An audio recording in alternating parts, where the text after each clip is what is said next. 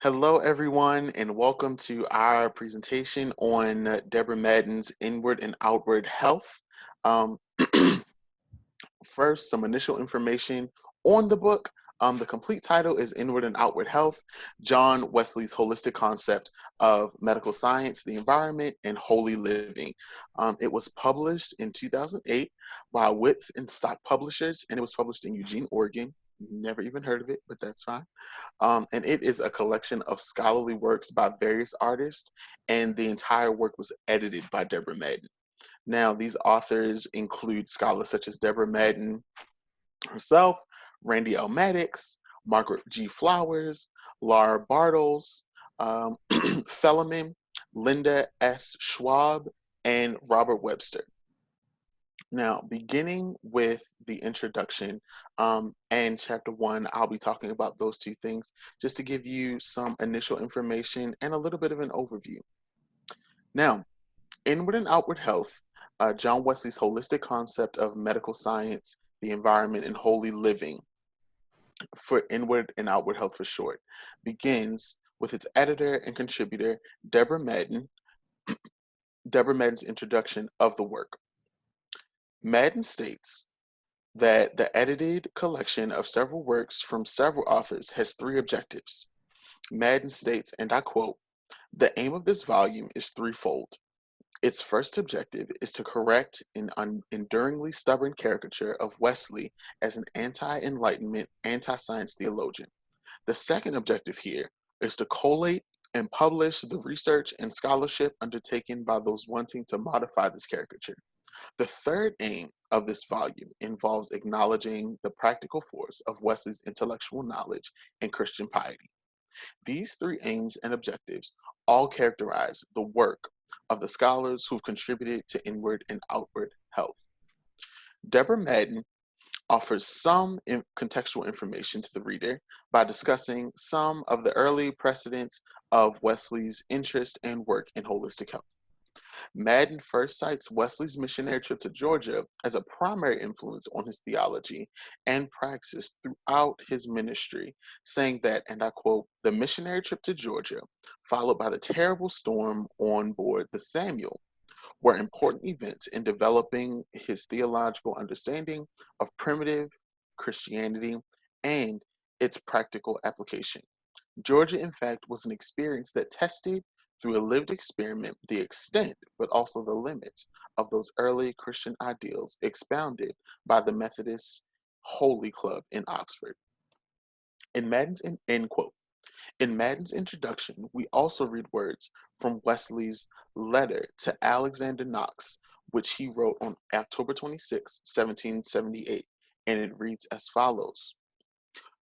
And I quote, "Wesley thought it was crucially important to give the following advice. It will be a double blessing if you give yourself up to the great physician, that he may heal soul and body together. And unquestionably, this is his design. He wants to give you both inward and outward health." End quote. Introducing Wesley's concept of inward health and outward health that he shared later in his life, Madden introduces one of Wesley's early works that is referenced throughout Inward and Outward Health, and the name of that work is Primitive Physic. Primitive Physic was a work that characterized the content and intent of John Wesley's holistic ministry. This was a book that contained, for lack of a better term, home remedies for minor illnesses that may not be able to be treated without the advice and remedies included in Primitive Physic. Primitive Physic was a work by John Wesley that was amended throughout Wesley's ministry for those seeking inward and outward health. This work was made available to individuals from all socioeconomic strata, and the remedies included things that were readily available for everyone, from farmers to kings.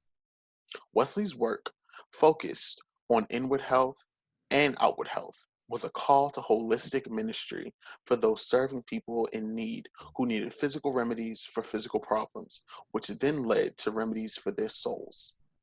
In Madden's introduction to her edited work, readers engage with the comprehensive introduction to several integral concepts to understanding Wesley's impact on theology and practical theology through his practice and concept of inward and outward health. Transitioning now to chapter 1, which is titled Reclaiming the Eccentric Parent, Methodist Reception of John Wesley's Interest in Medicine by Randy L. Maddox. This work, again, was written by Randy L. Maddox. And first, I would like to tell you all a little bit about the precedents for Wesley's ministry and on inward and outward health. Maddox begins his expose on the Methodist response to Wesley's interest in medicine by detailing Wesley's early influences and ideas surrounding inward and outward health. Maddox states that, and I quote, "It is helpful to recall that study of basic medicine had become part of the training of Anglican clergy candidates in the 17th century. In the small villages that dominated England's landscape, the priest was often the most educated person in the residence. Thus, it was a common expectation for the priest to be able to offer informed advice about treatment of ailments and promotion of health as part of their overall ministry." End quote. Here, Maddox lays the groundwork for readers to understand Wesley's interest and practice of medicine by showing that the practice of clergy offering medical advice and practicing medicine begins prior to Wesley's ministry in and of itself. With his Anglican upbringing as a guide, John Wesley traveled to Georgia in order to, in the words of Maddox, and I quote, "study physic properly in preparation for his work as a parish priest," end quote. But upon his return from his trip to Georgia, according to Maddox, and I quote, "Wesley was drawn into leading a widely scattered spiritual renewal movement," end quote. Upon his return from Georgia, Wesley began to take a holistic model of ministry that considered both inward and outward health. Here, Maddox again references Wesley's letter to Alexander Knox, which was written on October 26, 1778. Calling the reader to see that further on in Wesley's life, he still held firm to the beliefs that informed his ideology and approach to ministry. Now, transitioning into holistic ministry, Maddox further details Wesley's approach to holistic ministry and inward and outward health by detailing what became of the scattered ministry he was leading. Wesley created what he called societies. These societies are said to have been created by John Wesley in the following manner, and I quote, "In addition to preaching in every locale he traveled through, Wesley also frequently offered medical advice to those with ailments whom he encountered. But he could not rest content with this haphazard approach for meeting either the spiritual or physical needs of those who responded to his call to renewal. So Wesley began gathering the laity who embraced the renewal movement into local support networks called societies. And he began seeking a more systemic means of offering care for the sick within these networks." End quote. These societies were just the beginning of John Wesley's expanding network of holistic ministry, focusing on inward and outward health. The network of holistic ministry, focusing on inward and outward health, was expanded by John Wesley's expansion on his initial work, Primitive Physic. He expanded on this work by publishing Collection of Receipts in 1747. This work offered even more remedies that were accessible and affordable to everyone, not just the wealthy and high class. John Wesley charged 2 pence for each pamphlet, which, according to some of my own rudimentary calculations using Google Currency Converter, would equal less than 2 cents today. Maddox stated that, and I quote, "This pamphlet sold for 2 pence so that it could be accessible to the poor," end quote. Wesley is continuing his model of holistic ministry by creating a work that makes medical advice accessible so that he can serve the people's physical ills in order to inform their spirituality. Now, focusing on spiritual and physical health in ministry, we now move to Wesley's understandings and his ideas on spiritual and physical health in ministry. Wesley characterized his work by offering sound advice to individuals suffering physically, but characterized his advice in the following ways, according to Randy L. Maddox. And I quote, "In the first place, Wesley refused to counterpose divine healing and medical healing. He was convinced of the possibility of miraculous healing and highlighted apparent instances in his publication, partly to rebut deism. But he rejected suggestions of the spiritual superiority of relying on divine healing alone. End quote. Maddox shares some other characteristics of Wesley's advice to demonstrate the inextricability of both the divine and human expressions of healing.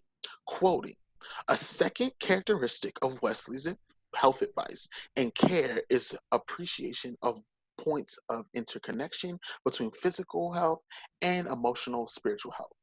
Wesley's health advice was not limited to treatment for ailments. He placed strong emphasis upon measures like diet, exercise, and rest to prevent illness and promote well being. Wesley's health advice is marked by strong preference for common plants and roots over chemical, exotic, and artificial compound medicines. Moreover, with primitive physics focused on self advice, Wesley comments on several ailments that the best advice was to consult a good physician. This suggests an ideal of balancing natural and professional medical treatment. End quote. In addition to that advice, though, Wesley was mainly concerned with creating a regimen of physical and spiritual health that was accessible to all. Maddox states again, and I quote, perhaps the most defining characteristic of Wesley's efforts in healthcare was his concern to make informed medical advice available for all. Wesley's holistic ministry became an example of inward and outward health because Wesley and his societies were serving the poor and needy, being examples of spiritual beauty and social awareness. They were healthy from the inside out. Now, Wesley, of course, with these new ideas surrounding spiritual and physical health, encountered criticism throughout his life in relation to his work. Not all of Wesley's successors and fellow academics saw his work, Primitive Physics, and the ideologies it represented in, in a positive light, though. Many critics, such as William Hawes and John Stamp, according to Maddox, describe Wesley, Methodist laity in the societies, and Wesley's medical advice as, and I quote, young quacks. Or just people ignorant, or another way to say that is just people ignorant of the concepts they claim to have knowledge about. Hawes and John Stamp and many others criticized Wesley for reasons such as their belief that Wesley's advice was too dependent on works, too focused on miraculous healing, too theologically divergent, etc., etc. But Maddox states that, and I quote, the majority of Wesley's work suggested cures were commonplace, taken from standard authorities. He was actually more cautious than most concerning some of the questionable treatments of the time, like bleeding and purging. End quote. Maddox continues, as Deborah Madden has argued, and I quote, the result is that Hawes' examination became a petty, hair-splitting exercise that only occasionally rose above sectarian, political, and even ad hominem denunciation of Wesley's text. End quote. Wesley even responded to some critics by stating that, as Maddox details, he rejected the suggestion that he lacks basic medical knowledge, stressing the numerous medical sources he had consulted. Now, these medical sources he references are sources that contributed to primitive physics, as well as the receipts work that I referenced earlier, which was published in 1947. He, all in all, Maddox offers a comprehensive look into the spiritual and scientific work of Wesley surrounding inward and outward health, which he expressed in his work, Primitive Physics. Maddox also calls for contextual consideration of Wesley's work to grasp its full impact in both the 18th all the way to the 21st century.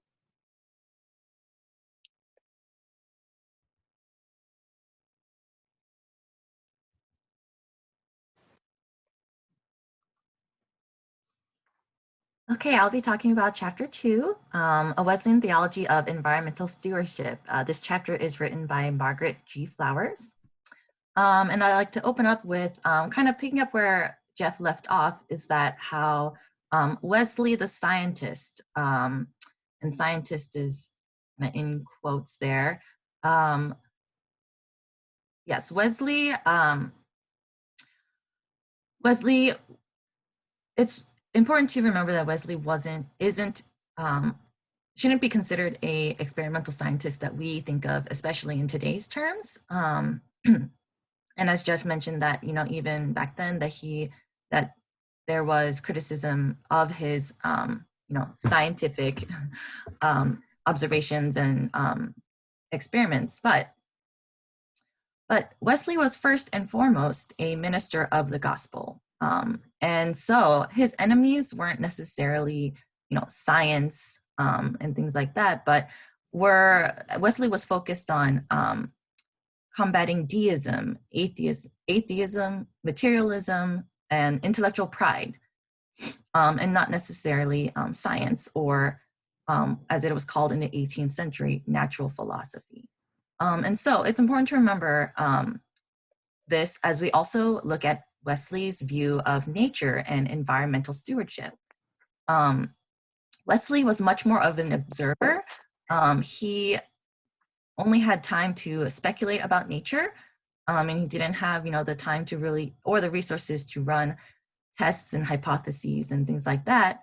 But still, with that said, we could view Wesley more as a pragmatic or applied scientist who focused on making human life more abundant. So looking at Wesley's interest in nature and the environment, Wesley viewed natural history as a demonstration of the glory of God.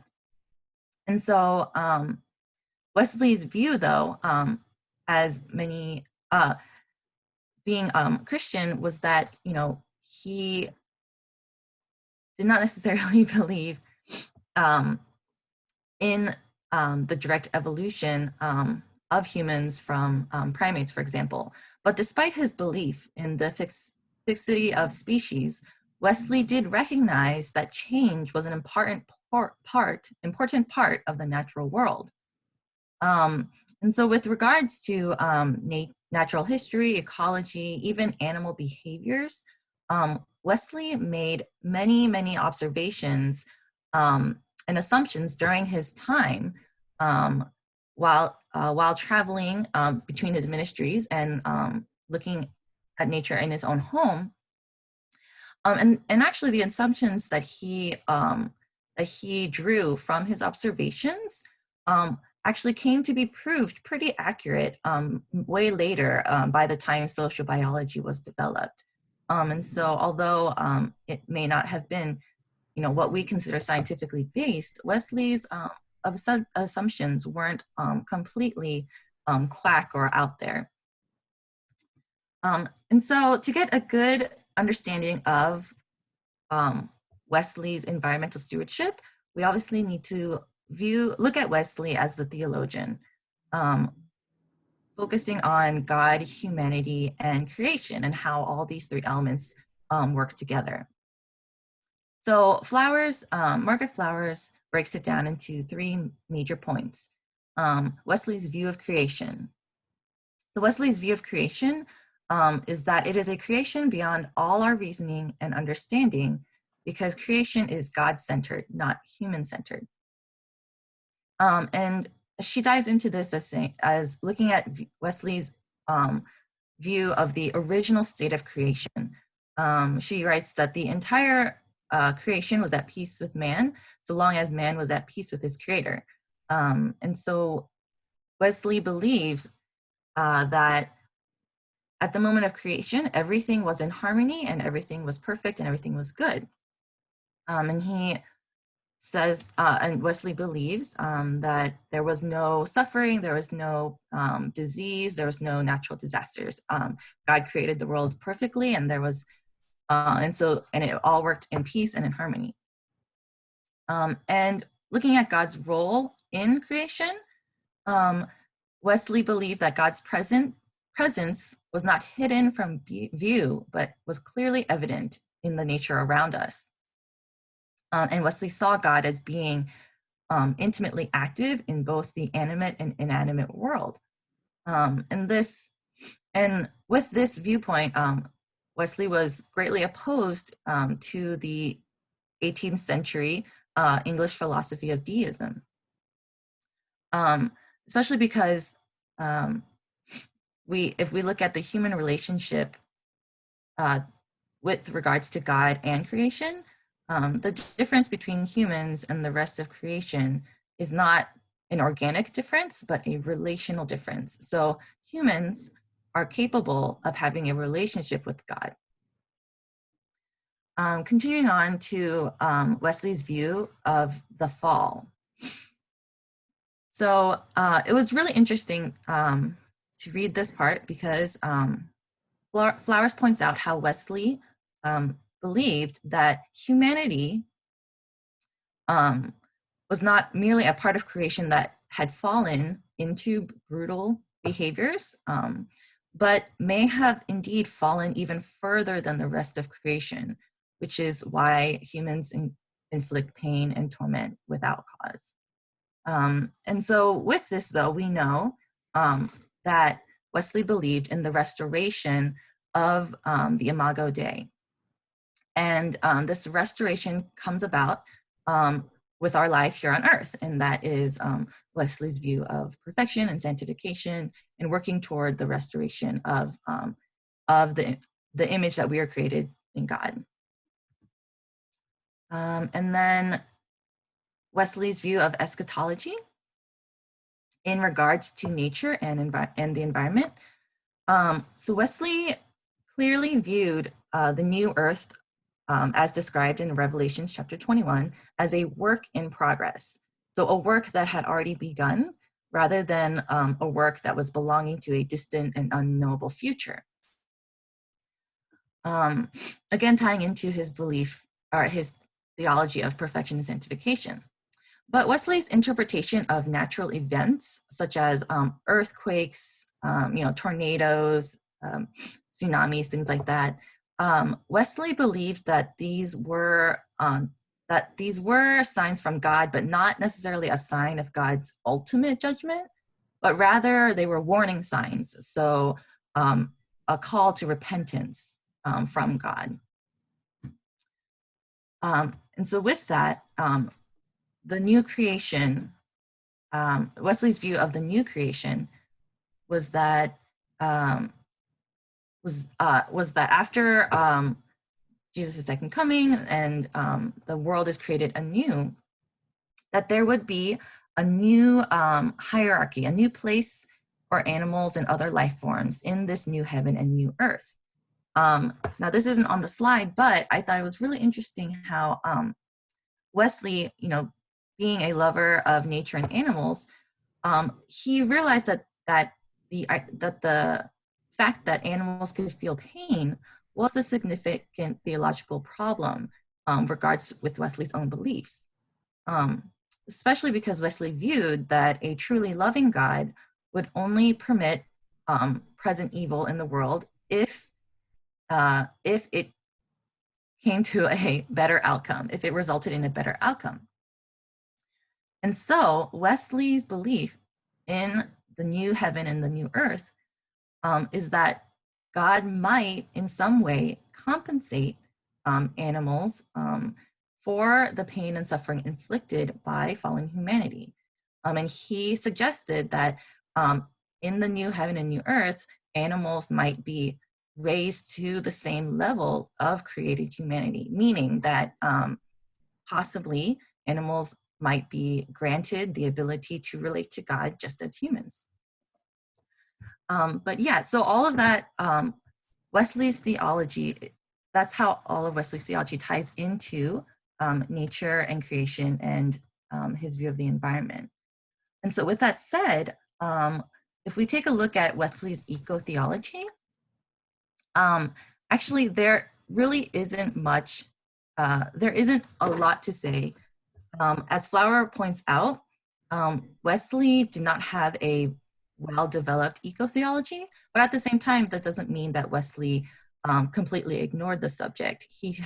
And so I believe Wesley had a good start to eco-theology.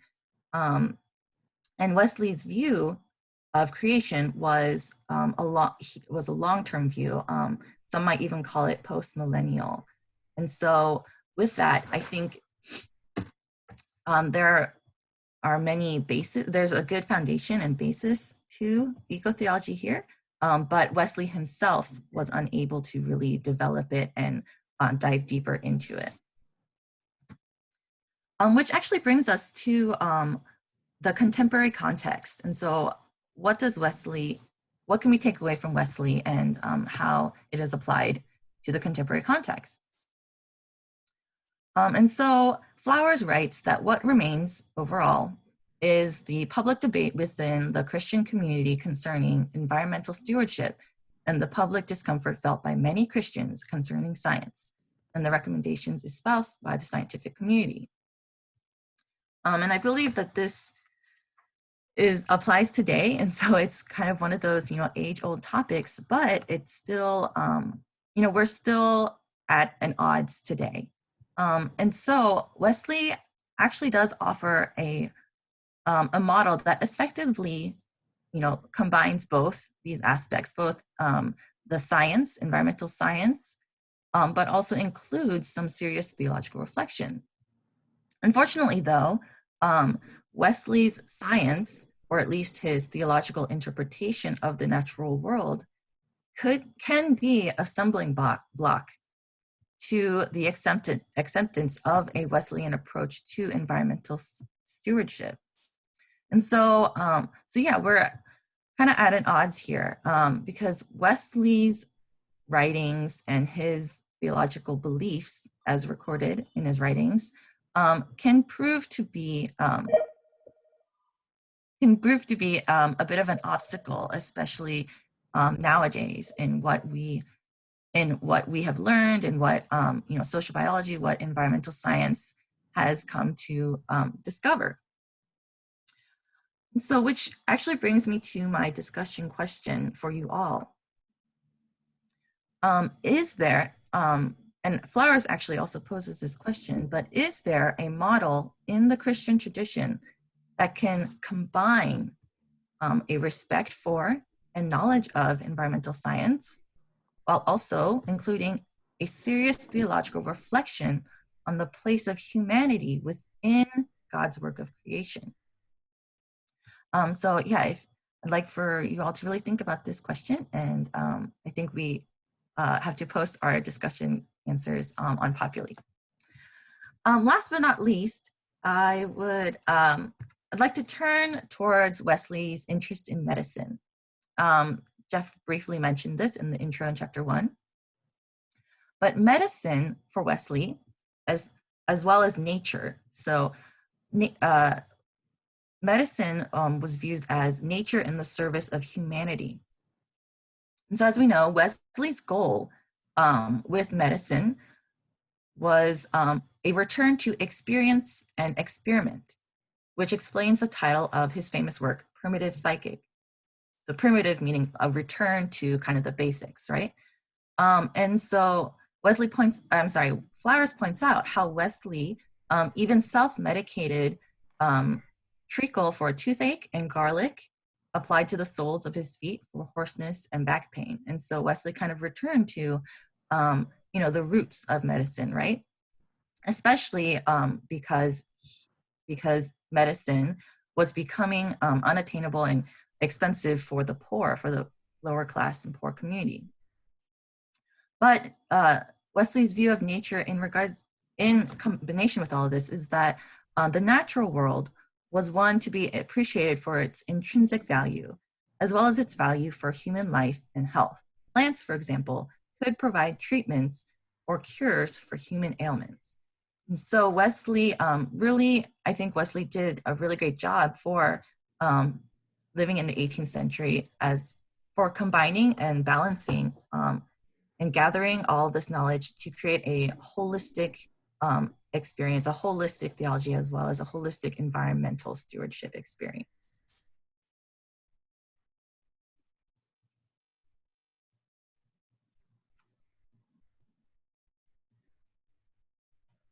Friends, I will be talking about chapter 3, the pastor and the physician, the cures of the dreaded disease consumption. This particular portion of the chapter was written by Deborah Madden. So as we're talking about the dreaded disease of consumption, obviously our health is a long and regular work. And the Wesley's manual, the Primitive Physic, was used a lot by Wesley and other Methodist circuit riders and ministers. And throughout my chapter, it was used to talk about the most feared of all of the early modern diseases, which of course was consumption. Now, consumption in and of itself means wasting or decaying, and it dominated the minds of our ancestors. Apart from the bubonic plague, it was one of the most dreaded illnesses, claiming millions of lives. It corroded and literally consumed a patient's flesh, causing a putrid decay and then finally death. How was consumption diagnosed? Well, nocturnal sweats, great thirst, as well as oozing exportation are symptoms of that would lead one to discover a confirmed consumption case. There was also a great dejection of appetite and a nauseous loathing of foods, with a dead sickness to the stomach, frequent vomitings, and sometimes long fits of coughing. The preliminary phase of consumption featured a variety of symptoms that were typical of the common cold or fever. Even spitting up blood was not necessarily indicative that something was wrong, like that would lead to a consumption case.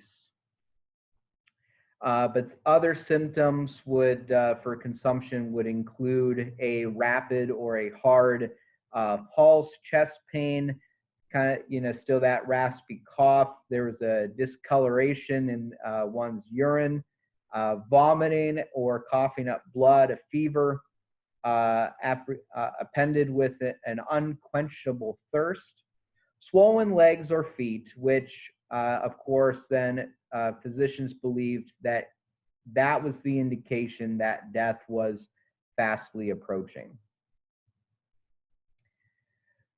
So when we're thinking about what exactly causes consumption, 18th century medics and physicians attributed consumption causes to many different things, including hereditary factors, excessive eating and drinking, intense study, violent religious or sexual passions, or immorality. Other physicians will argue that sexual immorality, masturbation, violent sexual passions were responsible for causing consumption. Others will indicate or mention that damp conditions, as well as wearing damp clothing, contributed to consumption cases. But most physicians argued that consumption was hereditary and thus incurable. Infectious clusters would form because family members would essentially would pass the disease around to one another, especially if they were all living under the same roof, was the belief of most physicians. Therefore, medicines would seldom produce a cure, and therefore one needed to be aware of its causes and take preventative measures by following a sensible regimen. It was always within the patient's power. It was believed that it was always within the patient's power to play an active role in their own recovery rather than relying exclusively upon the physician. So when we're talking about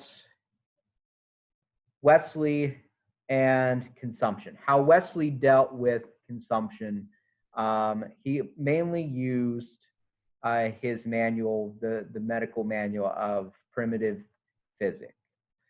Wesley listed more remedies for consumption than any other disease. Many journals, letters depict with moving tenderness many occasions where he was advising, assisting, or comforting consumptive patients. And so Wesley would use this manual. He fitted this manual into a climate of education or enlightened self-improvement, because it was always within the patient's power to play an active role within their recovery. So the primitive physic formed a newfound confidence that tied with expert clinical guidance, that it was believed that every man could potentially heal thyself. These manuals of primitive physic were used to guide Methodists when visiting the sick. Ministers and preachers had a responsibility to provide every circuit with the most up-to-date edition of the primitive physic. And over the course of time, Wesley's involvement with the poor increased, and that in turn increased Wesley's awareness of their desperate need for urgent medical treatment, which Wesley believed should be cheap, should be safe, and should be accessible, particularly for those who could not afford to call upon a physician. It became Wesley's way of ensuring that the poor had a physician in their home, one that could be called on at any time and not charge, as Wesley quotes, exorbitant fees or peddle dangerous nostrums and chemical compounds. Wesley also, through the primitive physic, this allowed Wesley to have the ability to take a pragmatic approach, to put his theological and his medical knowledge to useful effect, which usually meant that he judged each case on an individual basis, switching between pastor and physician as the need arose.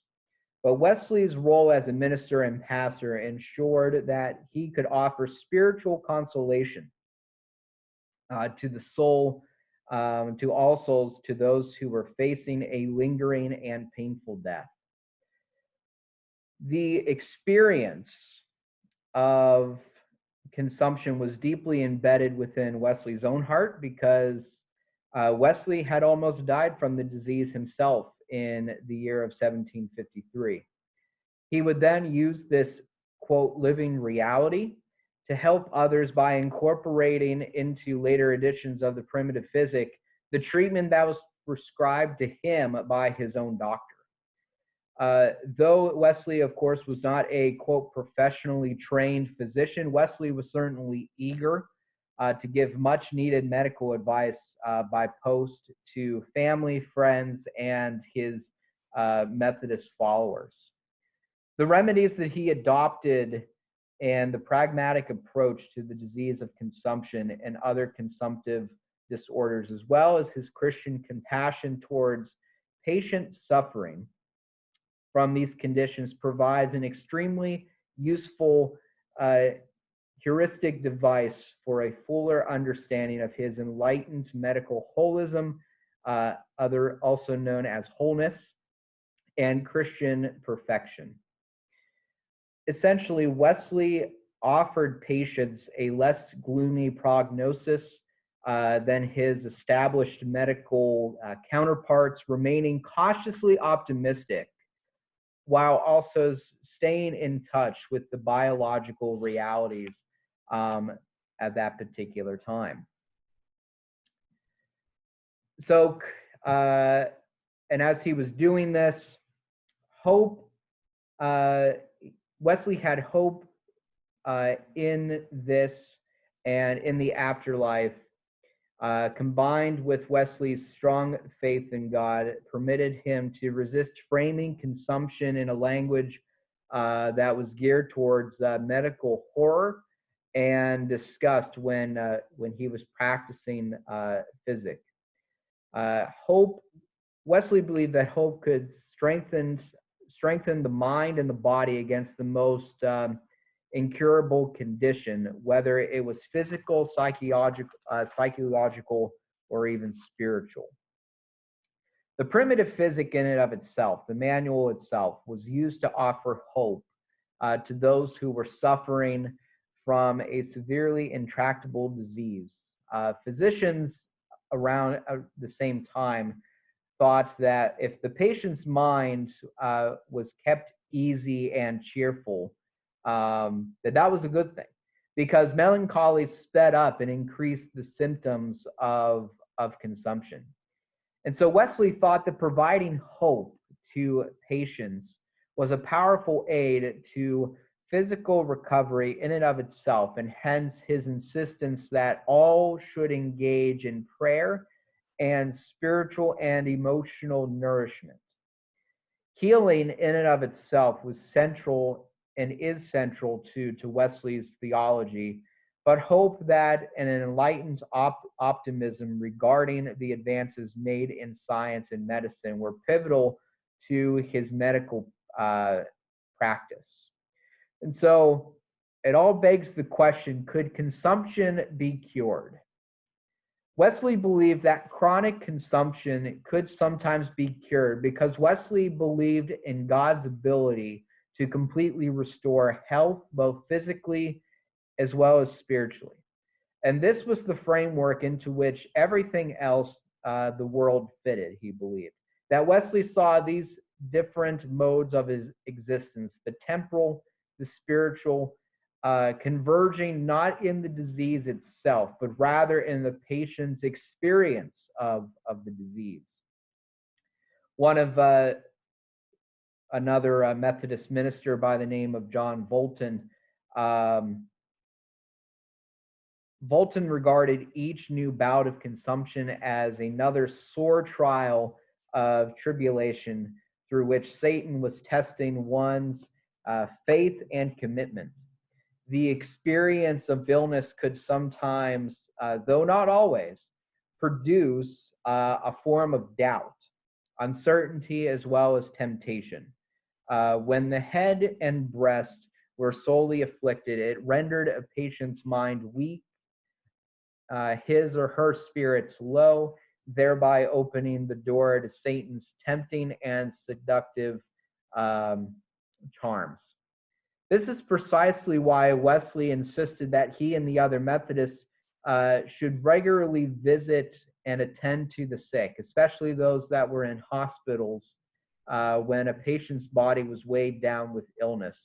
Methodists, Wesley believed, needed to protect and care for their souls because it was imperative to preserve health and remedy diseases quickly, safely, and effectively.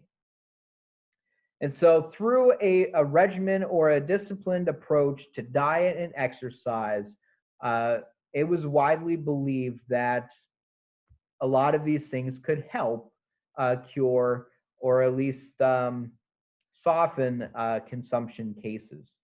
In the preface of the Primitive Physic, Wesley provided some simple rules to preserve health, which included maintaining a healthy diet, getting the right amount of sleep, exercise, as well as fresh air. 18th century physicians believed that cold baths and exercise, especially on horseback, would contract, constrict, and toughen the body's fibers. Now, with these remedies for consumption cases, there were some other treatments that were recommended for consumption.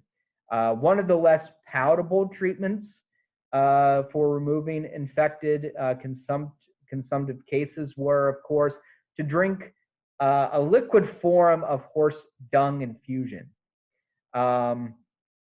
Also, a number of leading physicians continued to recommend ingredients like cow and horse dung, crab's eyes and claws, crushed oyster shells, wood lice, millipedes, and cobwebs in small doses. Many physicians also strongly recommended drinking breast milk from a nursing woman, straight up, because it was better if the patient could suck from the breast rather than drink it afterwards. Now, this was because it was believed that breast milk formed part of a light cooling regimen that could prevent a patient's blood from becoming what was known as sizzy, enabling it to flow smoothly, thus aiding in recovery. Wesley's prescriptions cooling regimens for consumption, however, included water from spring water, gruel, or skimmed milk. For food, Wesley recommended nothing but a light diet of buttermilk, churned, as well as with white bread, milk, and apples. Apples and other citrus fruits, especially lemons, were good due to the fact that the bitter acids seemed to be particularly good for treating consumption. Wesley would also list other medicines designed to alleviate or even cure consumption. There were some things like that were listed in the chapter that said like juice from of a watercress, ground ivy or hyssop infusions, because hyssop has fever-reducing qualities and was used to treat inflammatory disorders. Ivy was also one that was suggested because ivy has a very powerful effect on the internal organs, blood circulation, as well as the heart.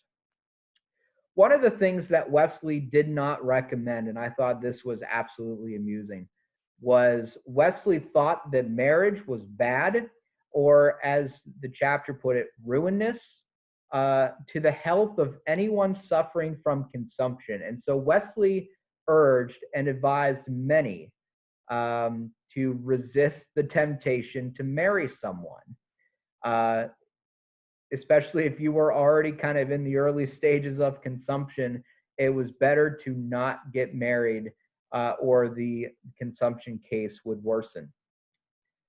Wesley also prescribed a number of inhalants or vaporizations for relieving consumption, because it was widely thought that inhalants acted as kind of like a treatment for the lungs that could be easing the coughing. It was also recommended to burn incense and inhale that just to kind of help with one's cough.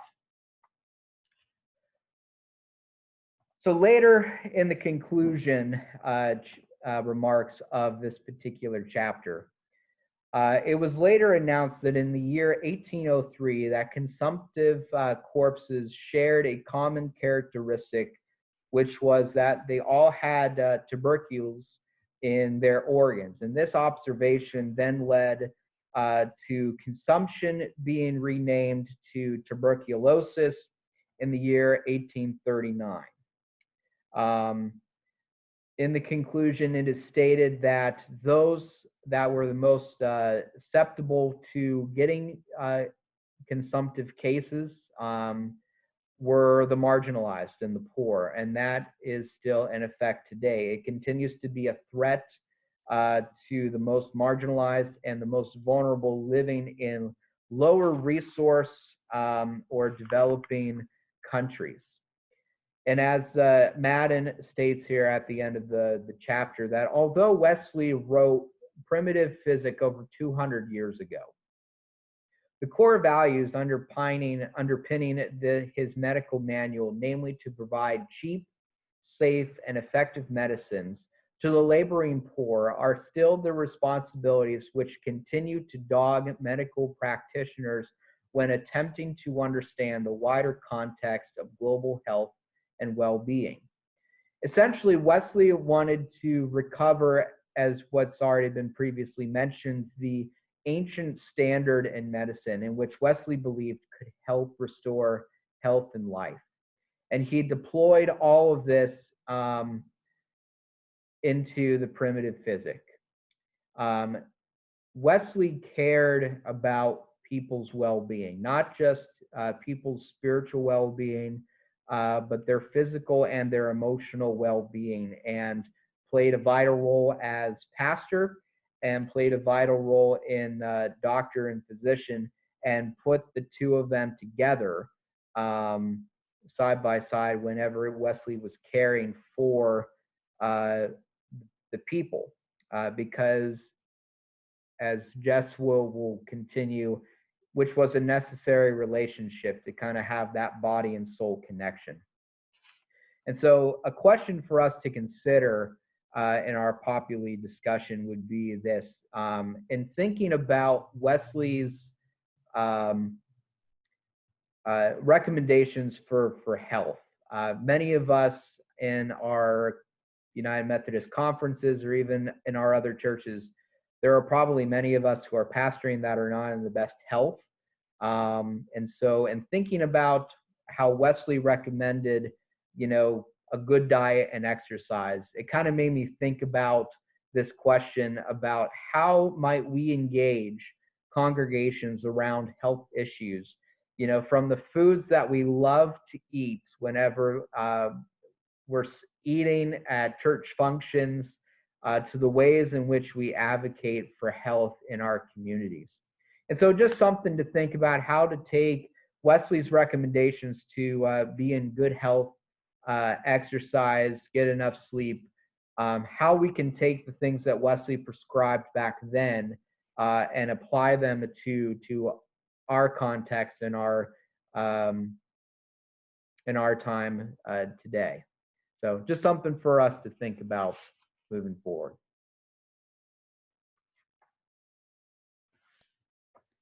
Chapter 4, A Necessary Relationship, John Wesley and the Body-Soul Connection, written by Laura Bartels-Fellman. Next slide, please. There is no dark night of the soul in the Wesleyan tradition. Our author of this chapter points that out to us in the first sentence. The spirituality described by John Wesley was an experience of love, peace, and joy filling the soul. Most of the time, people of faith should feel happy. According to Wesley, it sounded something like this: the eternal sunshine of the spotless mind, in comparison to the dark night of the soul it found in other traditions. Next slide, please. In Wesley's treatise, Thoughts Upon Necessity, Wesley outlines his position on the debate over the freedom of the will. This writing was in response to a term that many of us should remember from Intro to Theology, antinomianism. Antinomianism represented the idea that humans were not morally responsible for their behavior, or that there were no future rewards or punishments, or worst of all, the idea that God was the cause of all the sin in the world. So Wesley's argument in Thoughts Upon Necessity is twofold. The first part of his argument is this: we are not helpless in the face of our bodily functions, because God, being omnipotent or all-powerful, has power over our souls, has power over our bodies, and at any time can alter the way bodily functions develop into things like sensations, reflections, reasoning, passions, and even actions.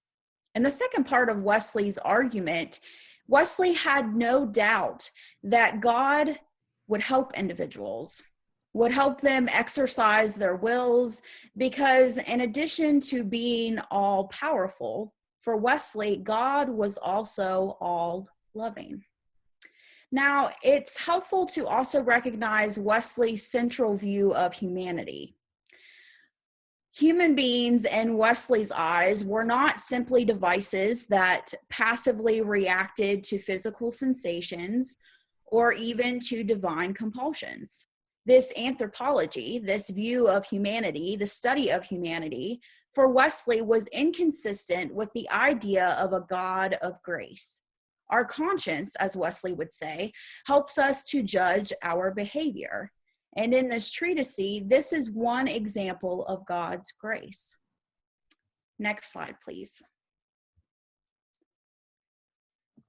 As we continue to journey through thoughts upon necessity, Wesley coins for us or frames for us this progression from the natural man to the real Christian. Now, I don't encourage any one of you to go about your lives and in your relationships by pointing out people who are real Christians or not. I believe Wesley would define real in a different way than we would today. So I'm just warning you, I'm not responsible for any fights that happen or occur because you decided to call somebody real or not. But that's besides the point. We have this progression from the natural man to the real Christian. Now, what did Wesley mean by natural man? Wesley used this term to refer to humanity sort of in its post-fall state or its natural state. Think of humans being apart from the grace of God. Now, Wesley, in this progression from natural man to real Christian, he harmonized with physicians of the day and their conclusions that our judgments, our tempers, our words, and our actions depend upon impressions received by our 5 physical senses. Now, it's also helpful for us to note that when we talk about the natural man and we read Wesley's words on the natural man, it's helpful for us to recognize that the natural man is not completely unaware that some sort of divine being exists. Wesley taught that God's grace was able to assist even the limited understanding of the natural man in matters concerning morality. Wesley went so far as to call preventing grace the first stage of the salvation process. So you see here, we have this developmental stages listed on the slide. And the idea behind this is this. If the natural man were to continue to respond to the promptings of grace, a slight feeling of conviction could develop, followed by repentance, then justification, and finally sanctification. Here, Wesley offers us in these developmental stages the recognition that human understanding and will can be transformed. So let's dig a little deeper into what these stages look like or what happens during these stages. First, we have conviction and repentance. At this point, the natural man becomes convinced of his sin, and by grace, he becomes aware of God. He now realizes that he has no willpower over his desires, no ability to resist physical temptations, and at this point in the salvation process, he understands that there is a different, better way to live. So he repents of his old behaviors, but even so, he cannot make himself consistently choose a healthier lifestyle. Next, we progress to justification and sanctification. In an act of faith, the natural man gives up his attempts to change his attitudes and his behaviors through his own efforts, and he begins to trust in God's willingness to help him. Now, the will still continues to struggle against sin, recognizing he is not completely free from the power of sin. Gradually, the believer can reach a stage of salvation where the will responds only to the promptings of the divine. The sanctified eventually understand holiness and then are enabled to live in accordance with this standard. It is at this stage in the order of salvation that we meet the real Christian, one who knows God's will and is graciously empowered to resist sinful impulses. Then we arrive at Christian perfection. At this stage, the self-will is forgotten, And the real Christian is focused on trying to do the will of God. But it's important to name that even when one reaches this stage of perfection, the body may still experience physical pain. The mind may still be perplexed, anxious, and might from time to time feel the effects of nervous disorders. But the will can still be devoted to following God's commands and following the example of Christ. The real Christian also finds themselves prone to errors and judgment, mistaken ideas, ignorant opinions, all of which can still mislead the will. Perfect love expressed toward God and neighbor, not perfect understanding, is the promise for which the real Christian strives. So faith for Wesley could best be viewed as a spiritual sense, analogous to the 5 physical senses, and it functions in a very similar way. It communicates impressions of divine things to the mind that can be developed into ideas, judgments, and reasoning. Next slide, please. Finally, the chapter begins to sort of wrap up with Wesley's view of spiritual respiration. And here we have a respirator pictured. For Wesley's view of spiritual respiration, he believed that as long as the spiritual senses of a person remain open, the individual will be able to sense God and appropriately react to God's will. Growth and faith will simply cease. Now, again, we have a bit of progression here. If the soul stops reacting to God, what Wesley would coin as a negative inward sin, a process begins that can lead to a positive inward sin. Think of things like anger, envy, pride, among others. This results in the commission of an outward sin. Now, this movement from negative to positive to outward sin brings about a loss of faith and simply shuts down the spiritual senses. So with each sinful action, word, or temper, the spiritual senses begin to darken until finally one enters what Wesley would call the wilderness state, where one's ability to perceive God and the invisible, the spiritual and eternal worlds is completely obstructed and faith is lost. Liberty for Wesley becomes the freedom to not sin once the soul is saved, and faith gives one the ability to know God and to follow God's will. Next slide, please. And finally, the concluding remark from our author of chapter 4, she summarizes this pretty beautifully. His published works record the story of a religious leader who learned how to lead people to a faith experience marked by happiness, and who over the course of the revival discovered how to maintain them in this state of spiritual well-being, as long as Methodists followed a regimen that kept the avenues of their souls both open and clear. Wesley expressed optimism that they would enjoy spiritual health forever. And finally, to round out chapter 4, I have posed a possible question for you as you navigate the lesson this week and the discussion board. The question is this: how would you describe John Wesley's spirituality to someone unfamiliar with the Wesleyan tradition? How would you navigate traditions that often have experiences of dark nights of the soul? And how would you bring Wesley into the conversation?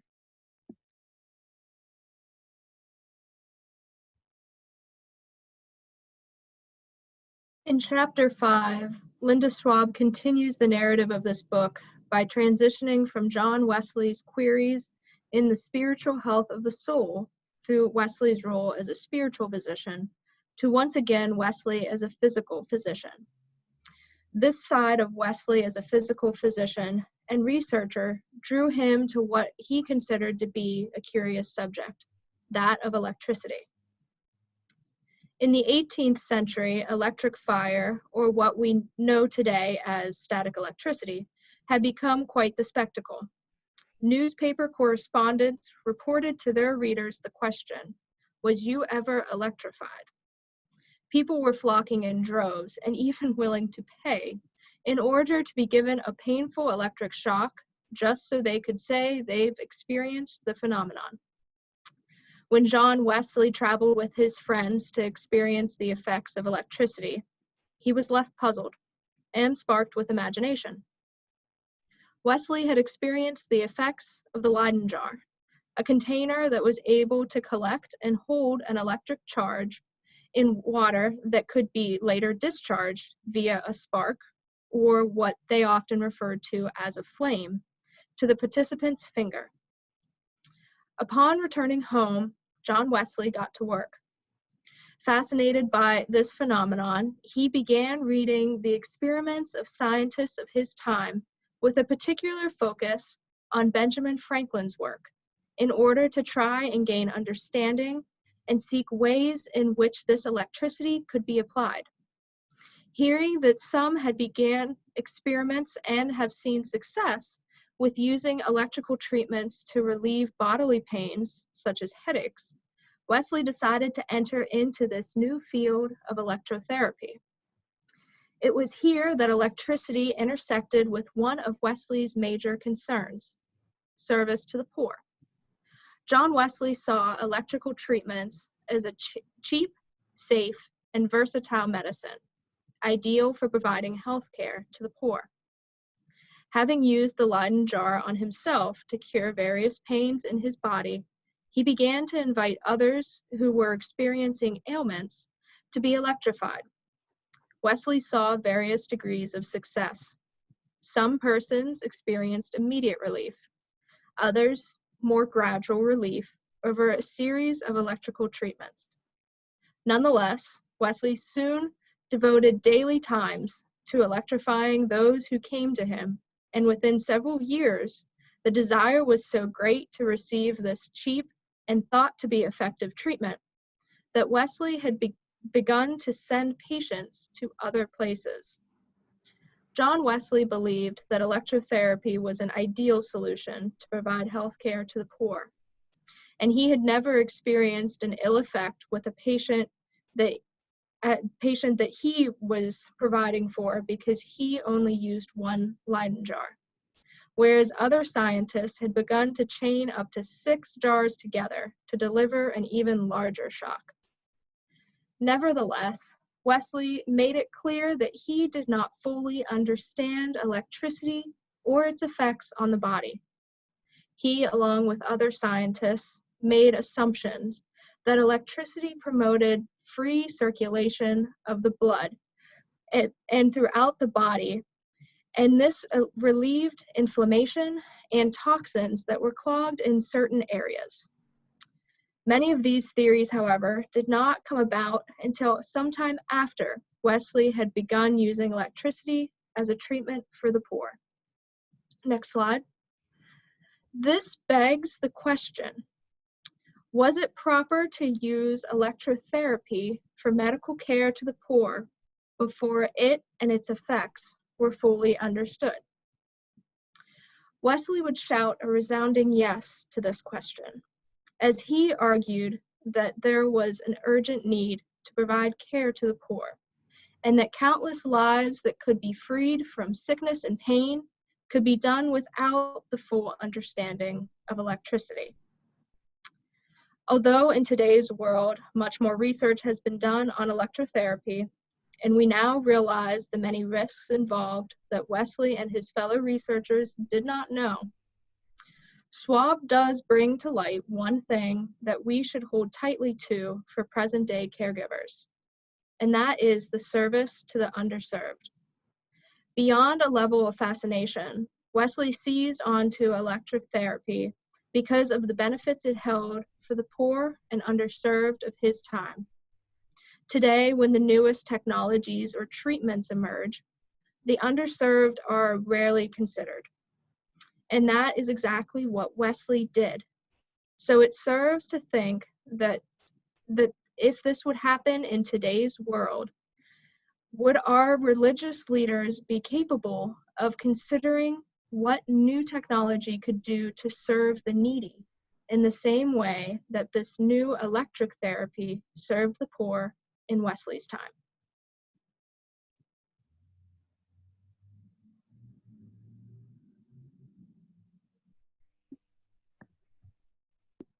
All right, chapter 6, health of soul and health of body, the supernatural dimensions of healing in John Wesley, and this is written by Robert Webster. So just a little bit of a transition in from Taylor's chapter. John Wesley's use and intrigue of the electrotherapy shows his commitment to both culture and medicine, because this was something that was just becoming talked about and popular. And so this chapter discusses a lot of both his commitment to supernatural healing and then the natural healing of medicines. So this quote says, Wesley advocated the use of medical techniques alongside prayer as a source of obtaining health for both body and soul, the administration of medicine after society meetings, electrifying himself and others while on preaching tours. I bet you've never done that before. And the cure of the infirm with prayer all fit into a symbiotic understanding of human nature and divine grace, which Wesley advocated during the 18th century. In this chapter, it talks about his pastoral care and how he would go and visit people when they were sick, and how it was important for him as the person visiting just as much it was important to the person that was sick that he was visiting. And as he visited people and saw people dealing with different illnesses, he would, when he would see them struggle, he would think of ways that those issues could be eliminated. And so many other group members talked about the primitive physic in which his writings were featured. And so in this, he shares his own experience with curing headaches. And so that's on the next slide. And so if you ever have a headache, maybe you could try one of these. I don't know how safe they are, but keep feet in warm water a quarter of an hour before you go to bed for 2 or 3 weeks, or wear tender hemlock leaves under the feet, changing them daily, or order a tea kettle of cold water to be poured on your head every morning in a slender stream, or take a large teacup full of Carus tea without sugar, fasting for 6 or 7 mornings. And I actually did see, like on Google, that people really do this soaking their feet. So maybe that's actually something helpful that people do now. But this is just an example of some of the maybe remedies or medicinal solutions that he would write about.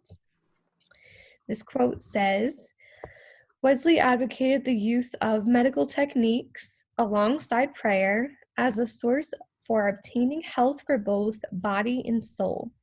The administration of medicine after society meetings. Oh, let's see. I think you might have already saw this quote.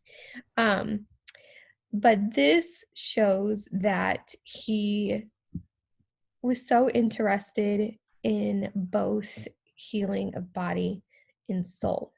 And so this next slide that's up, 2 quotes related to prayer. Wesley referred to prayer as that old unfashionable medicine. And when John Fletcher was asked to define a Methodist, he said, why, the Methodists are a people that do nothing but pray. They are praying all day and all night, which I guess is not that bad of a thing to be known for. So Wesley understood that there were limitations when it came to science. He understood healing through being rooted in love and the grace of God. And he believed that supernatural healings transcended natural philosophy and science. This quote from the author of this chapter says, when healing occurred, especially supernatural healing, the act of God's grace was more than the absence of pain and the erasure of scars. Healing was a realization of a new reference point for understanding human existence. Thus, the transforming power of supernatural healing was intended to complement the natural forms, which were often realized in less spectacular ways. And so this just shows the interconnectedness of medicine and supernatural healing, of prayer, and it kind of shows us that John Wesley is always about there being a third way, and always about there being using little bits of this and that, and he really shows that he is, committed to looking at what the culture is saying and what medicine is saying, as well as, of course, being committed to prayer. He was fond of sharing stories of healing, and in this chapter, it gives several different anecdotes of people sharing their healing stories. And then they were put in the Arminian magazine, and then he shared some stories of his own illnesses and the recoveries that happened in his journals and his letters. Another part of this chapter talks about Wesley in death and dying. And so it was said that during the 18th century, that Methodists had a fascination with death, which I found very interesting.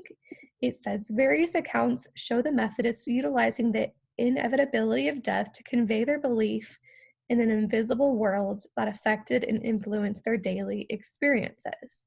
And so there is this connection of dying a good death, and how the deathbed becomes a symbol, an opportunity for that person that believes in God to declare a parting testimony to the goodness of God during those last moments of their life. In this chapter, it features some prayers and some hymns that were said before death, and just some different stories of people's experiences then. The chapter sums up with just the importance of the means of grace to John Wesley. He talks about how prayer and communion and fasting are all three important parts of the healing process, and how God's healing presence was available for everybody, not just the people who had money, not just the people that believed, but for everybody. And so as kind of an application for this, pose a couple questions. Can we see how John Wesley appreciated and accepted both science and religion, and let that influence our own lives? How can we preach that? It seems like we live in a time where it's everybody against one another. It's this or that. We see conspiracy theories floating around. We see support of nurses and doctors floating around, and it seems that we're all just at odds with one another. But in this, how can we look at all angles? How can we look at science, also look to God?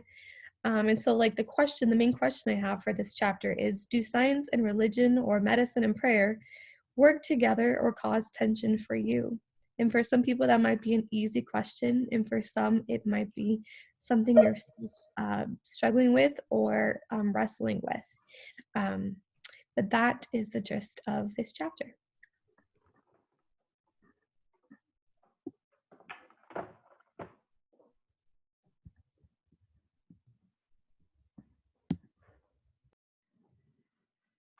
All right, thank you everyone. As you can see, our sources are listed here in our bibliography. Feel free to take a look. This was an awesome work, as all of us could tell you. We have these 4 sources, as well as 3 more sources that are on the following slide. And just in conclusion, I would like to, wrap some things up, just letting you all know that our work on inward and outward, with inward and outward health, Deborah Madden, in her collection of these works, it was not necessarily an endeavor to prove Wesley as right or wrong, as much as it was to prove his work applicable. and relevant, and show that it reverberates throughout society even today.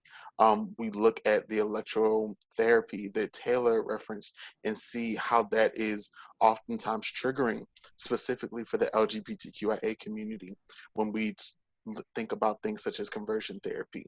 When we talk about the Tuskegee experiment, where African American men were injected with syphilis in the 20th century, and how that's very triggering for the African American community. But again, we see that type of testing with John Wesley. We see that type of therapy in John Wesley, and that's not to say that he would have been for or against. Again, not good or bad, but it is present. We also see in the 21st century these home remedies. I know I was not the only kid to put ice on his eye when he got pink eye, or to drink ginger ale when I had a stomach ache. It's all of these different things. And even in a more recent sense, juicing. When we think about Derek and his presentation about consumption, all of these different representations and different are all examples of how John Wesley's work on inward and outward health reverberates beyond the 18th century, even into the 20th and 21st century. Now, of course, we can understand and consider the fact that Wesley was in an 18th century context. And so a lot of his language was not considerate of women. It wasn't even binary. It was very misogynistic. But when we read his work, I think that we would do well from an academic standpoint to understand that he treated women, he treated children, he treated various ethnicities. And that therein brings about several questions that I would like for everyone who is watching this video to take with them. One specifically is that what, if any, could John Wesley have gained from that initial trip to Georgia, where he actually had a lot of contact with Native American peoples? And so were some of these remedies, can they be traced back to Native American traditions? Also, how does your emotional state affect your own spirituality? How does what you feel affect what you think about God? And then how does what you think about God, how that affects how you feel? And then how do your feelings affect your physical state? I know for me, when I'm feeling bad, I get really sedentary. I start to ask questions. My mind goes for hours, minutes, seconds, days, weeks, and it creates some physical manifestations. And so think about that.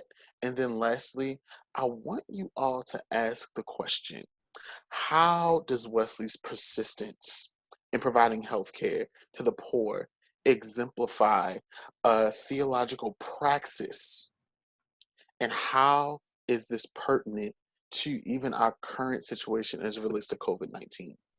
How can we see John Wesley's persistence in inward and outward health, and having that be expressed through his persistent care for every person that he came into contact with? How does that, and how can we use that to really make change today? We thank you all so much for taking the time to listen, to sit, and engage with us. Please have an awesome day. And again, thank you so much.